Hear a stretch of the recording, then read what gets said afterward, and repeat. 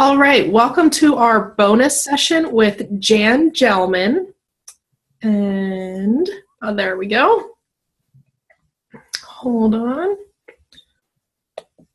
There we go. So let's try that again. Welcome to our bonus session with Jan Gelman. Sorry for the technical changes. I'm without power, and so we're doing a makeshift, trying to leverage natural lighting and tethered to the phone. So welcome, Jan Gelman, and we're going to talk a little bit today about building your personal board of directors. So what is your personal board of directors? So if you think about a corporate board of directors, it's the same thing. You just take out the corporation or the organization and put yourself in place of it. So it's really about creating an advisory board that supports you so that you can reach your goals. So these are individuals who can help you with your career. They can challenge you to innovate and grow and support you really in all of your life. Great. Now, for those of you joining us, along the bottom, we're using a tool called Zoom. You'll notice that there is a chat icon. If you'll click on the chat icon, you can bring up your chat window, and any questions that you have for Jan or I, post it in there, and I'll make sure that your questions get answered. Yes, just like that. Okay. So how did this idea come about, Jan? Well, it's been sort of an evolution. So I'll start at sort of the beginning of the evolution, which is getting the idea that asking for help is actually important. And, and I'm guessing anybody who's listening to this, the majority of people struggle with what I struggled with, thinking that really I shouldn't ask for help. It was showing weakness. I should be able to just do it all by myself. And so I had an experience that shifted that whole perspective. And that was in 2011, I was diagnosed with a brain tumor. And 3 weeks later, after that, my health insurance company dropped me. Oh. And so I was in this position of, having this thing in my little brain and not having any insurance, so I couldn't actually get it removed. And what I realized is that my husband and I couldn't solve it, and I needed to learn how to ask for help. And so I put together what I call now sort of an instant board of directors. I hadn't used that concept before, so I didn't know that it was this, but now I know. And that instant board of directors included a family friend who is a well-known physician who helped me find the best surgeon. It included tapping into a woman who is a mentor who introduced me to the Deputy Insurance Commissioner's office for Washington to help me. It included my husband, Bill, who is just my absolute rock. Through it all. It included some select girlfriends who gave me just that extra nurture that only girlfriends can give you, that sort of pure support. And then my parents, who were just there for me, as well as especially two of my colleagues, Stacy and Zan, who filled in for me when I couldn't work. And what I realized is that there is no way I could have made it through without them. And again, I didn't know this was my personal board of directors, but what it did was shift my thinking to learning how to ask for help. So that was sort of the first phase of it. And in coachings, I coach one-on-one, I work with teams. And what I realized is that the majority of my clients suffer from the same, you can call it a disease of not being able to ask for help as I did. And so that became a lot of the coaching that I did, of helping people to do that. So the second phase comes in when I shifted to understand that doing this in sort of a makeshift way, haphazard way, is not the most effective way to do this. And the shift happened to learning how to do this intentionally and proactively. And that happened because a colleague and friend of mine, Erin Chappell, who is a senior leader at Microsoft, she was interviewed in an article and she talked about her board of directors. And her board of directors was a group of women who were at peer level, and they used to meet every quarter or at some points every month, and it was her support system. And so she sort of shifted the way I thought about from that intentionality perspective. And so my colleague Stacy and I decided that this was interesting enough that we actually created a model around it, and were invited to speak at the International Microsoft Women's Conference, as well as Grace Hopper Women's Conference in Phoenix. So we got a chance to really kind of spread the word and got some really good feedback around that. And so we've just been sort of adapting and evolving the model and the work that we do with our clients around it. And it's been a lot of fun to see sort of what happens with it. I bet. I know I'm personally excited to watch this or to see you give this presentation, because you've heard for years that you're supposed to have your own personal board of directors, and you hear you have to, but nobody says how to do it. Yeah, exactly. And it's really hard to find the right people, know who the right people are, because you have one intention and they may have the same intention, but it may not be what you need. Mm-hmm. Yeah, and one of the things, I mean, that we'll be doing on Friday is I will walk you through what an effective board of directors actually looks like. And we'll talk about the how. And, you know, I've sort of gathered some information from some of my clients as well of what has specifically worked for them. How have they asked? And so I'll walk you through the steps, the types of, I call them committees, on your board of directors that have been the most effective. And then the good thing is you can take this and you can adapt it for yourself and shift and create what specifically works for your scenario around that. What's the most important element of putting together a board of directors? Well, I think sort of at that core, the idea of shifting from that haphazard support system. We all think that we have, oh yeah, I've got support around me. But shifting from that haphazard way of thinking about it to being intentional and thinking strategically about how you actually can achieve the goals that you want. Who are those people that are going to surround you? So do we know why we want people? Do we know who are the right in the right roles? And so, you know, you need to learn about, like, who are those go-to people? How are they going to help you? You know, do they help you to think differently, support you when you're down, open doors for you? So all of those components, but that idea of not just letting it happen, but actually being intentional about it. So you just started to answer my next question, but what can a board of directors help you with? So it can help you with so many different things. It can figure out, number one, how you can achieve your goals professionally and personally. So if you think about, so Mel, Don, you know, if you guys think about what is that sort of audacious goal that I have ahead of time that actually kind of makes me want to throw up when I think about actually doing it, that feeling. So if you think about that, these are the people who can help you to get there, right? You don't feel so alone in the journey. It can help you have resilience for difficult times. I mean, my example of when I had the brain tumor, like that board of directors got me through and helped me to stay resilient. It's also a board that we're often so poor at not celebrating the things great things that we have that happen to us, so they can be there to help with that. One of my clients at Microsoft wanted to find a new job within her company, within Microsoft.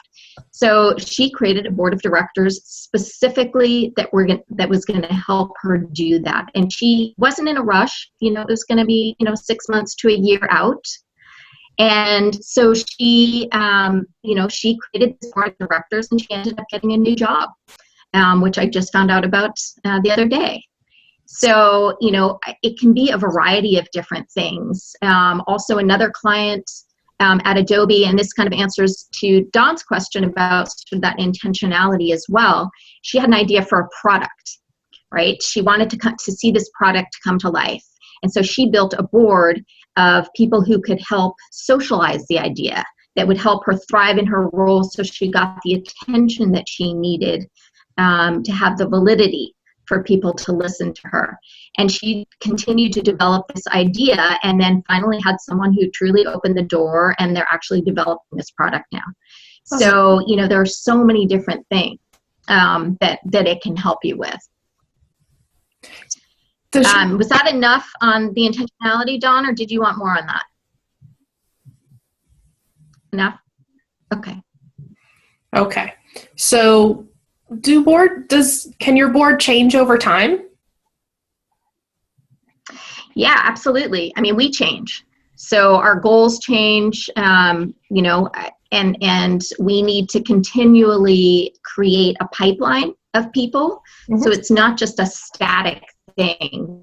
As we shift, as we grow, as our goals shift, then we're going to add new people. We're going to retire people.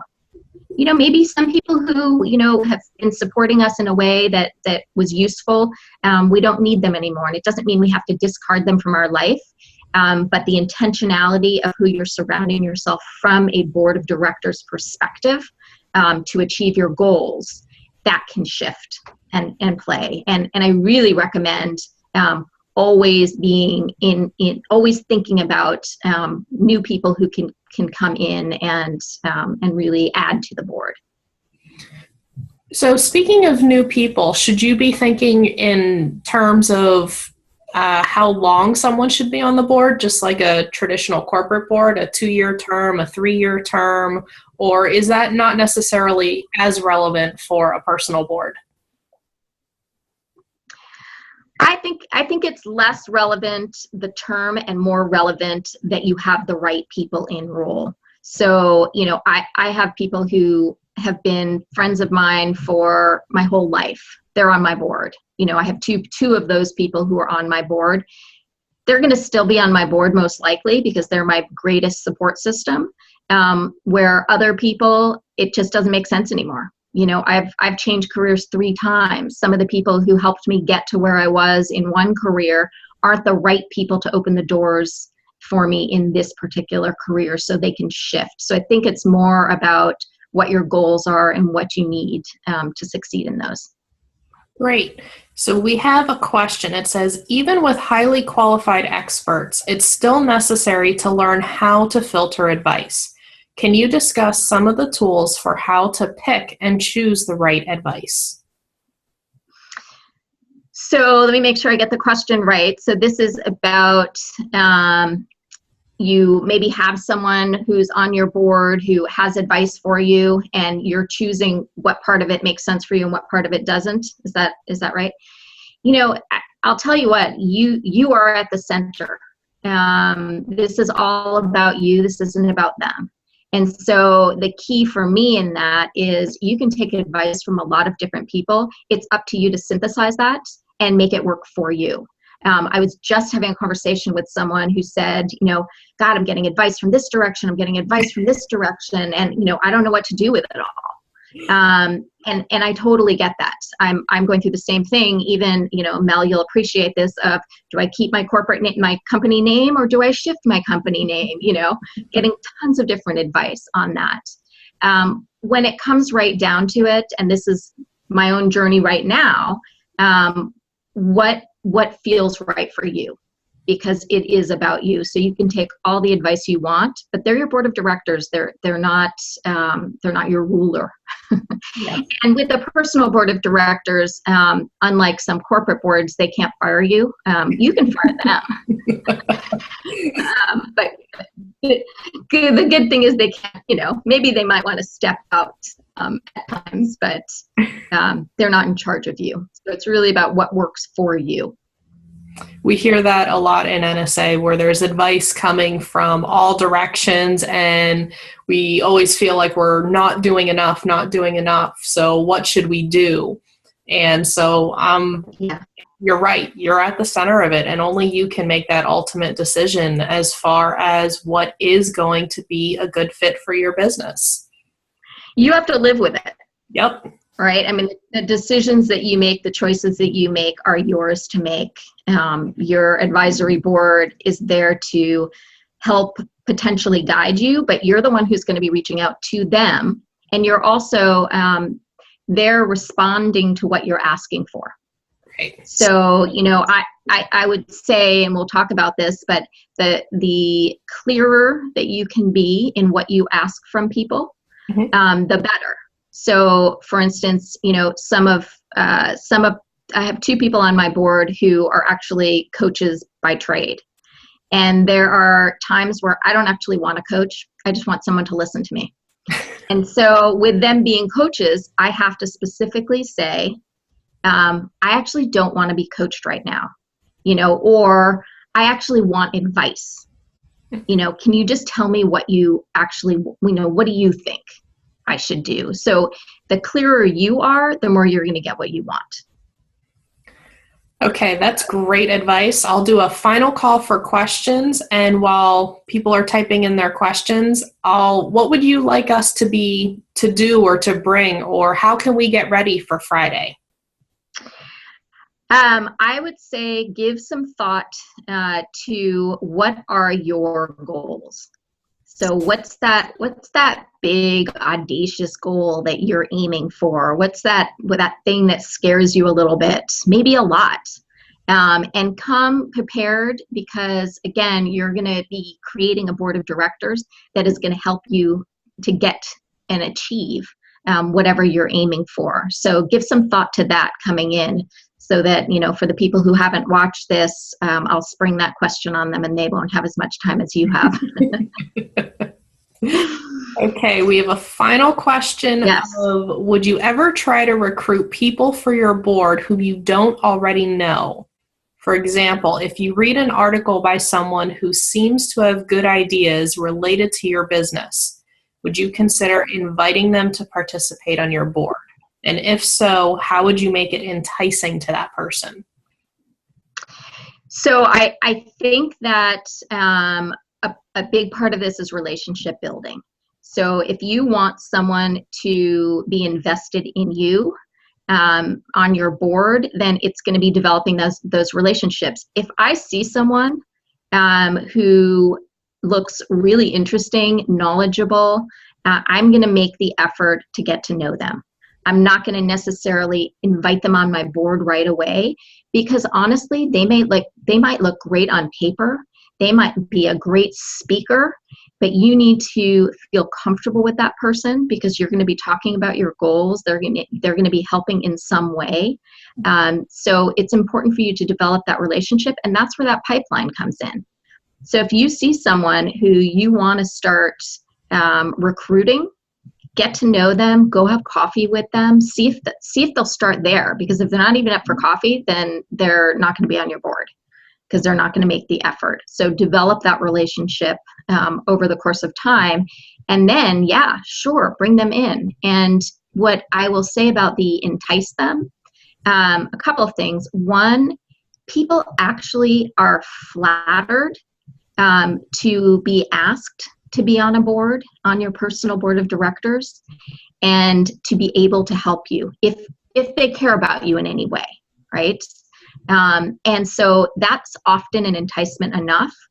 Also, you may be able to help them too. I wouldn't try quid pro quo kind of thing. Hey, be on mine, I'll be on yours. I think this is about you. But getting to know them will most likely be the enticement that they need if you have a rapport of some sort. And in some cases, there are people who are going to open doors for you. They're going to put their necks on the line for you, and you make them look good. That's enticement. Wonderful. Thank you. So do you, Jan, have any final thoughts for the group and getting us ready for this Friday at Mercer Island Community Center from 1 to 4? Well, I would tell you that this is going to be a workshop format. So I am going to be guiding, sharing examples, but you guys are going to be doing the work. My goal is to have you walk out of there with the start of your own board of directors. So come prepared to dig in and walk away with something that is really useful for you, as opposed to me just talking for the whole time, which I do have a lot to say, but it's going to be way more fun if you're actually in there learning and growing alongside and getting to talk to your peers as well. Wonderful. Jan also wrote an article for us. It is on nsanorthwest.org, our website, so feel free to check it out. And I see we have a final question that just popped in. Will this workshop be valuable for people who already have such a support group? I mean, if you have everything you need, then keep going with what you have. I would say this is going to help to really refine what you have, make sure that you're thinking through this strategically and focusing on the right things. So I think you can always learn something and get to really, talk to your colleagues and see what you might be missing or how you might continue to grow it. So I think so. But if you feel like you've got it all buttoned up, then I say go forth and prosper. I know from what I've learned already about your process is exactly what you just said. It's the refinement. Yes, there's a difference between having a circle of support and a board of directors. Yes. And when you're intentional about who you have in your circle of support or your board of directors, whatever terminology you choose to use, you're going to get drastically different results. So even if you currently feel secure with what you have, I would encourage you to come anyway and see if there's a way that you can make it better for you. All right. Yeah, I mean, I've always had a support system. This has made a difference in getting my career to the next level. Okay, perfect. We are out of time, so I'm going to have us sign off the recording for right now, and I hope to see you at NSA Northwest this Friday, Mercer Island Community Center from 1 to 4.